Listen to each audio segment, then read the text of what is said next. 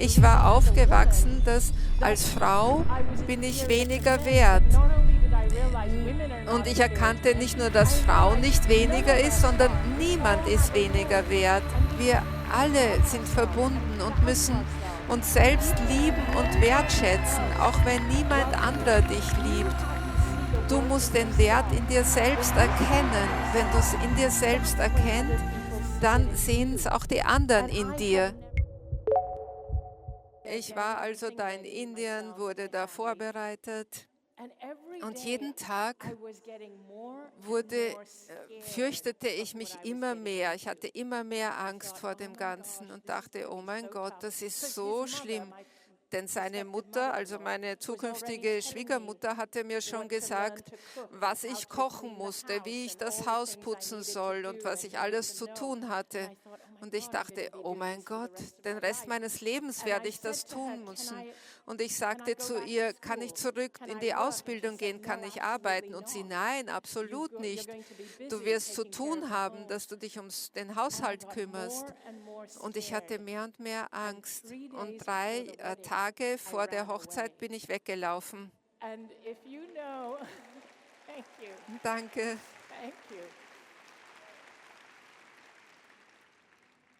Und wie gesagt, bei diesen indischen Hochzeiten, das ist eine riesige Angelegenheit. Die Familie war eingeflogen, die Verwandten da und durch dieses Weglaufen habe ich sehr viel Scham über meine Familie gebracht und auch über seine Familie. Seine Familie war natürlich total verärgert und haben meine Eltern beschuldigt, dass sie mich verzogen haben. Findet sie, bringt sie zurück in den Tempel und bestraft sie. Und die ganze Gemeinschaft, all meine Verwandten sagen, wer glaubst du, wer du bist? Du bist so verzogen. Was erwartest du groß? Und es wurde nur schlecht geredet über mich. Ich musste mich verstecken. Meiner Mutter hatte ich das gesagt, denn sie verstand das. Ich musste mich einen ganzen Monat lang verstecken. Und schließlich dann konnte ich aus diesem Versteck einer Freundin zurückkommen nach Hause, aber die gesamte Gemeinschaft hat mich ausgeschlossen und mir wurde gesagt, dass kein indischer Mann mich je heiraten würde nach dem, was ich getan hatte. Und das war damals in den späten 80er Jahren, 87, vor dem Internet. Und alle Inder auf dem Planeten hatten schon gehört, was ich getan hatte. Alle hatten gehört, oh, die darf man nicht heiraten. Da war ich nun und versuchte mein Leben zu leben. Und kurz nachdem, einige Jahre danach, arbeitete ich, aber mein Vater verstarb. Und ich hatte immer gefühlt, dass ich ihn enttäuscht hatte. In meiner Kultur wachsen wir auch als Frau so auf, als Mädchen. Ich lernte, zu Diensten zu sein, den Männern zu dienen in der Gemeinschaft. Und so hatte ich immer gefühlt, dass ich nie die Bedürfnisse meines Vaters erfüllt hatte, dass ich nie so geworden war, wie er es gewollt hätte, dass er immer mir nicht zugestimmte, dass ich zu westlich wäre, zu frei, dass ich das Leben nicht ernst genug nehme. Und nun, nach dieser arrangierten Hochzeit, fühlte ich, dass ich nun all seine Liebe endgültig verloren hätte, dass ich mein ganzes Leben lang darum leiden würde und dass ich nie in meinem Leben seine Liebe gefühlt hatte. Und nun hier auf der anderen Seite, hier stand ich nun, mein Geist, mein Spirit und der meines Vaters. Und zum allerersten Mal war alles, was ich von ihm fühlte, nur reine, bedingungslose Liebe. Das ist alles, was ich von ihm fühlte. Danke.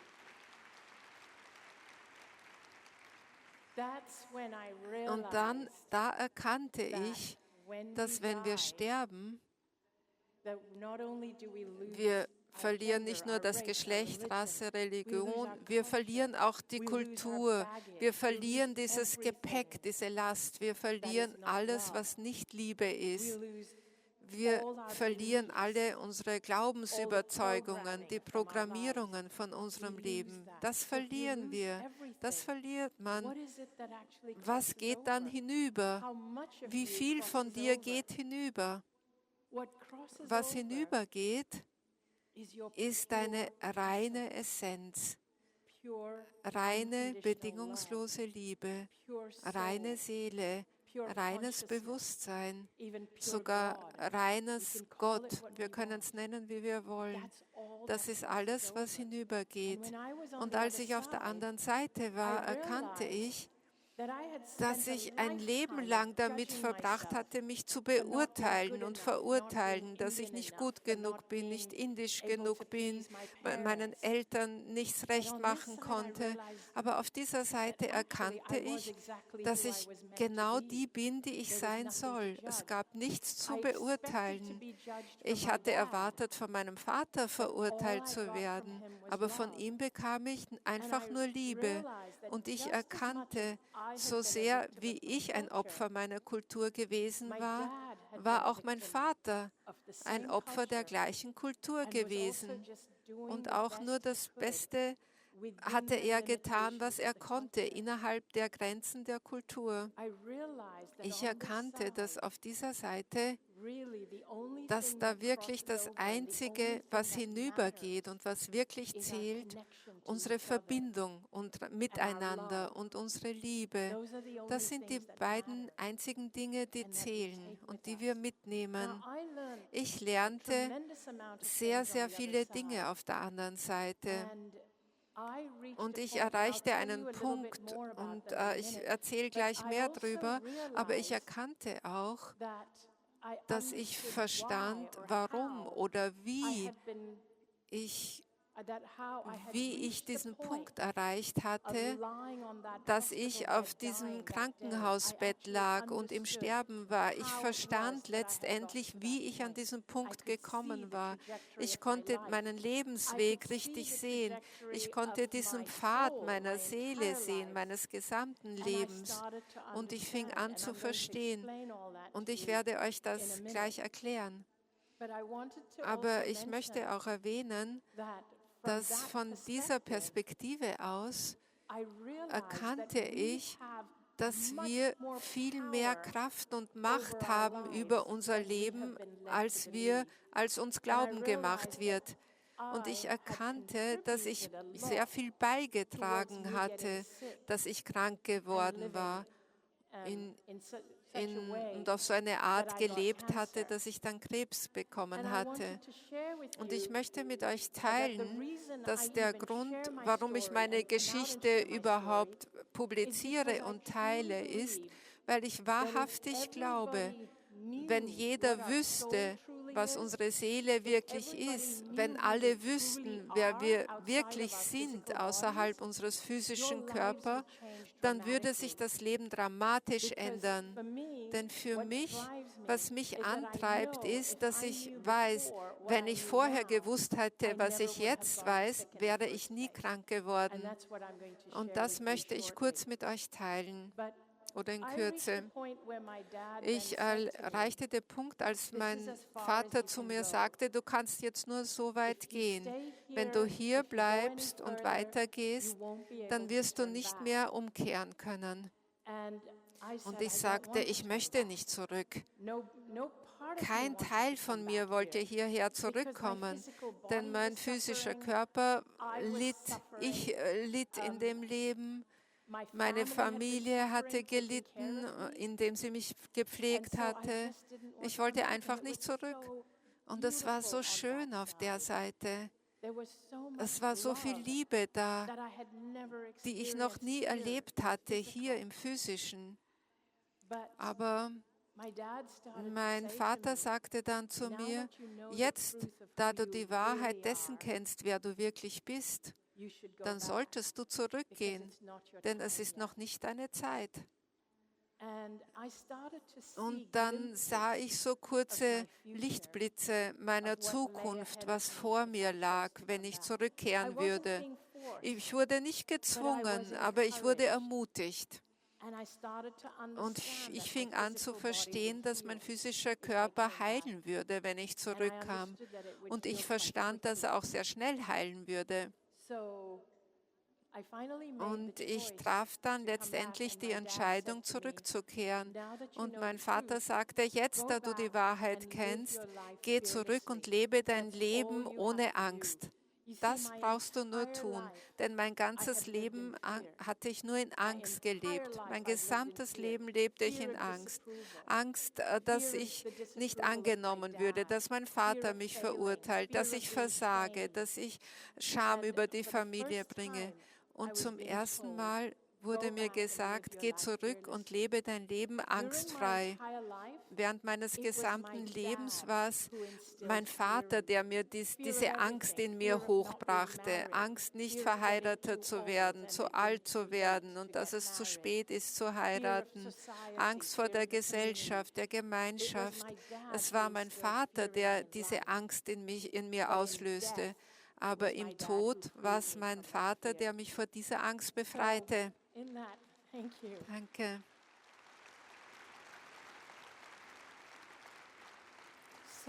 In diesem Moment also, als ich die Entscheidung traf, zurückzukehren,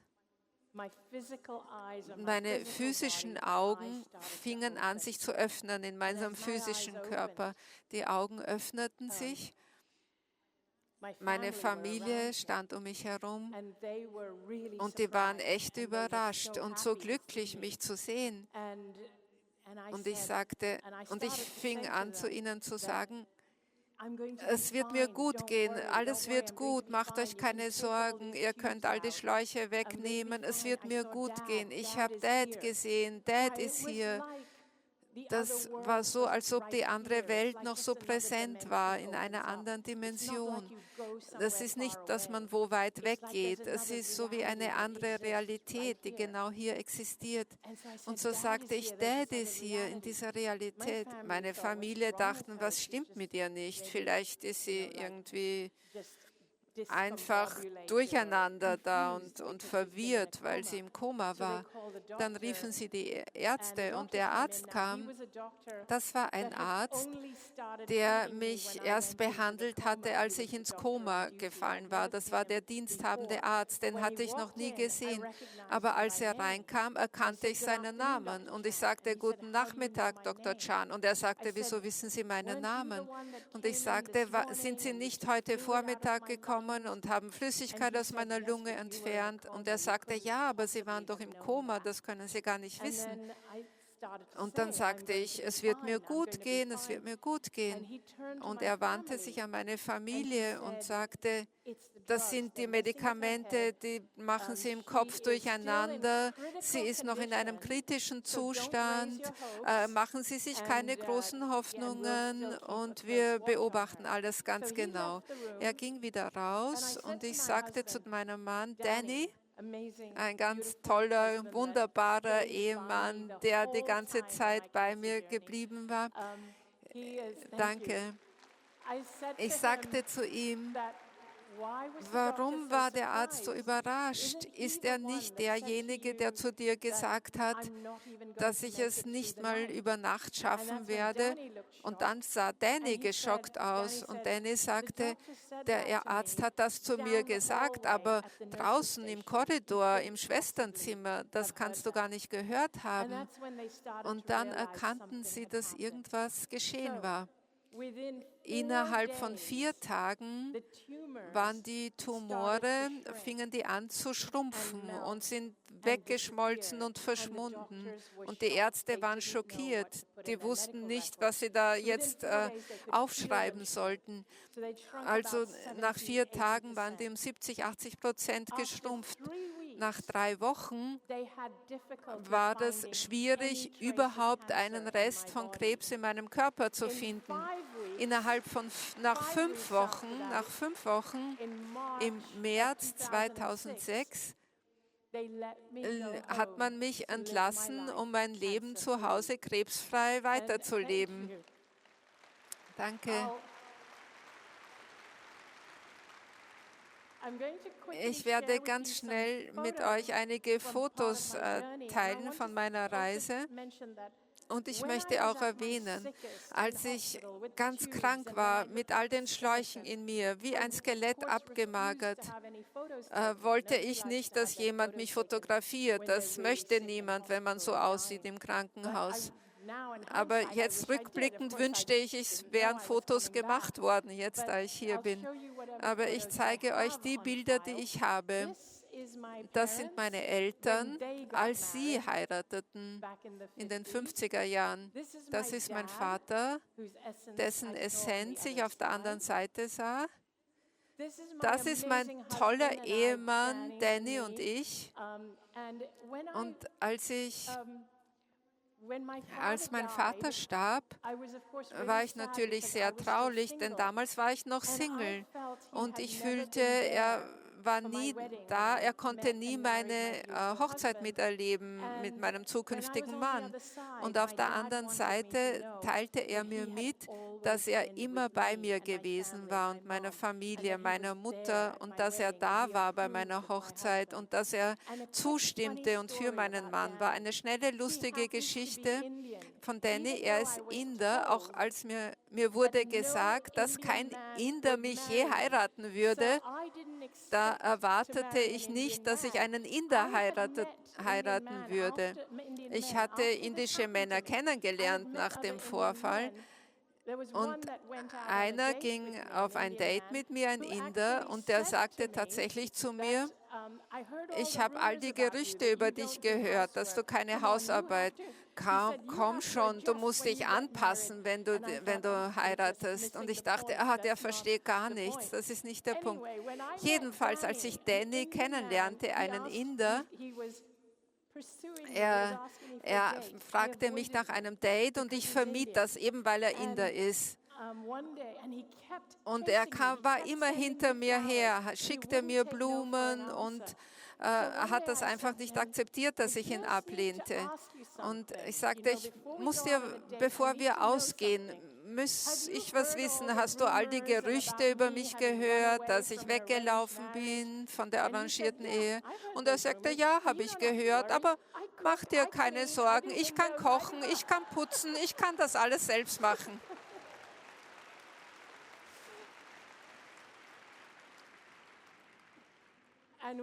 Und als er das sagte, dachte ich, der Typ ist lustig.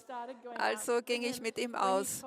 Als er das seinen Eltern erzählte, dass er mich heiraten wollte, sagten seine Eltern, das ist doch die Frau, die weggelaufen ist und so. Und Danny sagte, ja, deshalb liebe ich sie, weil sie ihr eigenes Leben will. Danny ist hier irgendwo und macht Fotos. Also das war der perfekte Mann, auch wenn die Gesellschaft das nicht sagte. Hier fing ich an, immer kränker zu werden. Danny war immer mir auf meiner Reise. Das war mein schöner Hund Cosmo, der auch mir blieb. Und das ist ein Foto. Also als ich so aussah, nachdem ich so aussah, erlaubte ich keine Fotos mehr von mir. Ich sah noch schlimmer aus als da. Meine Muskeln waren so weg, dass ich nicht mal stehen konnte. Ich hatte keine Stärke in den Beinen, um noch stehen zu können. Hier bin ich auch mit Cosmo. Ich wollte euch ein bisschen darüber erzählen, was ich verstanden habe, warum ich geheilt bin. Und ich habe so viel Information für euch, aber so wenig Zeit. Also möchte ich euch die wichtigsten Sachen erzählen, die ich gelernt habe. Nachdem ich zurückkam, hatte ich gelernt, ich war so euphorisch, ich war so glücklich. Ich fühlte, ich kenne jetzt diese Wahrheit. Und eine der Wahrheiten, die ich verstand, war, ich erkannte auf der anderen Seite, dass ich nicht weniger bin als irgendein Mann oder sonst wer auf dem Planeten. Niemand von uns ist das. Wir sind alles mächtige Wesen und sind miteinander verbunden. Ich war aufgewachsen, dass als Frau bin ich weniger wert. Und ich erkannte nicht nur, dass Frau nicht weniger ist, sondern niemand ist weniger wert. Wir alle sind verbunden und müssen uns selbst lieben und wertschätzen, auch wenn niemand anderer dich liebt. Du musst den Wert in dir selbst erkennen. Wenn du es in dir selbst erkennst, dann sehen es auch die anderen in dir. Und das hatte ich nie gelernt. Denn meine Erziehung hat mich gelehrt, wie ich unterwürfig sein soll, besonders bei Männern gegenüber. Also unterwürfig, wie ich dienen soll, dass ich mich klein machen soll und einfach so wie ein Fußabstreifer. Es wurde mir auch gesagt, ich soll andere gut behandeln, das ist toll, und dass ich jedem anderen Gott sehen soll, das ist großartig. Aber auf der anderen Seite, das lehrte mich, wie ich Gott in meinen eigenen Augen erkenne. Und wir alle sind, jeder einzelne von uns ist ein Ausdruck Gottes. Danke. Und als ich zurückkam, aus irgendeinem Grund, war ich so glücklich. Ich verstand dann, um wirklich gesund und glücklich zu bleiben, muss ich in diesem Zustand von hoher Schwingung bleiben. Seit ich aus dem Koma gekommen hatte, wusste ich nicht warum. Ich wollte auf Dancing Queen von ABBA immer hören. Das hat mir immer gefallen. Den habe ich mir immer wieder in Endlosschleife angehört. Und jetzt, auch wenn ich mich ein bisschen nicht so gut fühle oder ein bisschen traurig bin, dann höre ich mir dieses Lied an, weil das freut mich und das bringt mich wieder hoch. Ich erwähne das deshalb, denn auf der anderen Seite habe ich gelernt, wir leben so wie in zwei Welten. Aber wir erkennen es nicht. Es ist uns nicht klar, dass wir in zwei Welten leben. Als ich meinen Körper verließ, erkannte ich, all diese andere Welt, die ist nicht Millionen Meilen weg, irgendwo im Himmel, sondern genau hier. Unsere Lieben, unsere geistigen Führer sind alle hier. Und um aufzuwachen für das, was hier ist, müssen wir unsere Energie hochheben, unsere Schwingung hochheben. Ich nenne das die Welt der Liebe. Und diese physische nenne ich die Welt der Angst. Denn jede Botschaft, die man hört hier, ist immer diese Welt der Angst. Aber wenn man stille wird und all die Stimmen dieser Welt ausblendet, was auf einen einströmt, die Medien, Social Media und alles, was so aus den medizinischen Institutionen kommt, die sind alle so krankheitsfokussiert und nicht gesundheitsfokussiert. Wenn wir Krebs ausrotten wollen, müssen wir uns fokussieren auf das Wohlergehen. Ich unterstütze nicht diese Krebserkenntniskampagnen, denn die Menschen sollen nicht wissen, wie sehr sich Krebs ausdehnt, sondern wie sehr sich die Gesundheit ausdehnt und das Wohlergehen ausdehnt. Also ich fokussiere mich auf Sachen, die das Wohlergehen ausweiten. So wie Ausbildung. Wir lehren Kinder, und sagen, dass sie versagen, das, was sie alles falsch machen, statt ihnen einen Glauben ans Leben geben, an die Zukunft. Ich habe also gelernt, dass ich ein Leben gelebt hatte, wo ich jede Entscheidung aus Angst heraus getroffen hatte, statt aus Liebe heraus. Was liebe ich zu tun? Wenn ich mich selbst lieben würde, was würde ich da für mich tun wollen? Und wir alle sind Energiewesen. Je mehr Freude du hast, je mehr du Dinge aus Liebe heraus machst, desto mehr dehnst du deine Energie aus. Je mehr du deine Energie ausdehnst, desto leichter ist es, sich in Verbindung zu setzen mit dieser Welt der Liebe. Und du fängst an, dich mehr abzulösen von der Welt der Angst. Diese Welt der Angst versucht dich immer zurückzuziehen. Pass auf, achte auf das, die Welt ist gefährlich, das und das kann passieren. Ständig kommt das. Du könntest krank werden. Ich habe früher, bevor ich krank wurde, aß ich sehr viel gesundes Essen. Und das machte ich, weil ich Angst vor Krebs hatte, nicht weil ich gesund werden soll. Wenn du gesundes Essen zu dir nimmst, tu es aus Liebe zu deinem Körper und weil du gesund sein möchtest und nicht, weil du Angst vor Krankheit hast. Wähle aus einem Punkt der Liebe und nicht der Angst. Das ist das Allerwichtigste, die wichtigste Lektion, die ich gelernt habe. Triff deine Entscheidungen aus Liebe heraus und nicht aus der Angst. Die zweite Sache ist, wir sind alle Energiewesen und alle verbunden, weil wir verbunden sind. Und wenn deine Energie groß ist, hoch, freudig, glücklich, dann breitest du das auch in der Welt aus.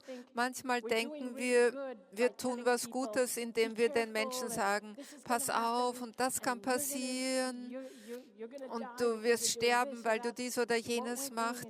Da verbreiten wir Angst. Die Menschen denken, dass Angst einen in Sicherheit hält, aber das stimmt nicht. Die Angst hält dich in Grenzen. Die Liebe hält dich sicher. Je mehr du liebst, je mehr du dein Leben liebst, je mehr leidenschaftlich du bist in deinem Leben, desto größer ist deine Energie, desto mehr trägst du bei in der Welt, denn du bringst gute, schöne, ausgeweitete Energie, bist verbunden mit allen und desto gesünder wirst du. Ich fing an zu erkennen, dass alles, was ich tun brauchte, einfach war, meine Energie auszudehnen, meine Freude zu finden. All meine Freude, als ich zurückkam und mich integrieren wollte, die hielten mich alle für verrückt. Die sagten, du musst auch realistisch sein, die Welt ist voller Angst. Und ich sagte, nein, ich war dort, ich hatte Krebs davon bekommen, ich bin jetzt weiter, ich bin nicht mehr der gleiche Mensch wie vorher. Ich fürchte, meine Zeit ist jetzt Es macht mich traurig, weil ich noch so viel teilen möchte. Ich möchte euch noch ein paar wichtige Dinge mitgeben. Das Allerwichtigste ist, aus der Liebe heraus zu entscheiden, deine Energie auszuweiten. Tu die Dinge, die du liebst. Spiele mit deinen Kindern, Enkelkindern, Haustieren. Wenn das alles nicht funktioniert, isst Schokolade. Funktioniert bei mir. Oder hört euch Dancing Queen an und tanzt. Dankeschön. Dankeschön. Wenn 10.000 Menschen an einen Ort kommen und berührt werden in ihren Herzen, in ihrer Seelenkraft, dann hat das die Power, sich weltweit auszuweiten. Da sind so viele Menschen in dem Raum, dass einfach jegliche Energie vorhanden ist. Und auch als kleine Übung für uns, einfach zu sehen, wie man diesen Raum halten kann, das ist schon mal sehr Besonderes.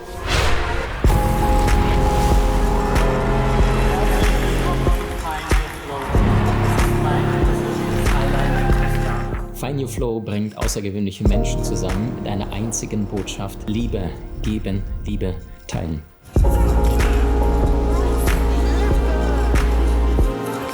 Wenn du in der Liebe bist und wenn du dich selbst spürst und fühlst, dann bist du im Fluss des Lebens. Du wirst dann fühlen, wer dir gut tut. Du wirst fühlen, was dir gut tut. Du lässt dich dann durchfließen und leiten mit dieser Liebe, einfach nur durch dein Gefühl, durch dein Spüren und deine Wahrnehmung.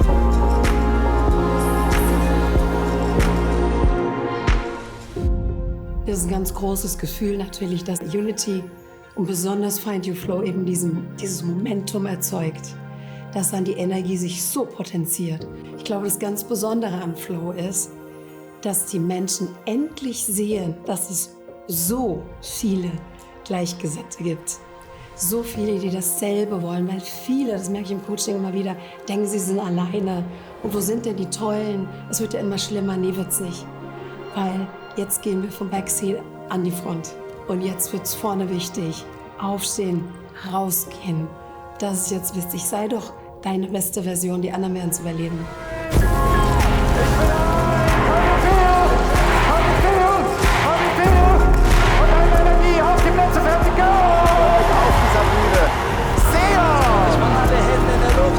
Und wenn ich in der Musik bin, wenn ich in meinem Element bin, dann fließe ich ganz besonders. Und ich glaube, das kennt jeder Mensch in seinen Bereichen. Und deswegen ist die Liebe, die in uns wohnt, eben so ein wichtiger Wegweiser, um diesen Fluss, den Flow im Leben wiederzufinden.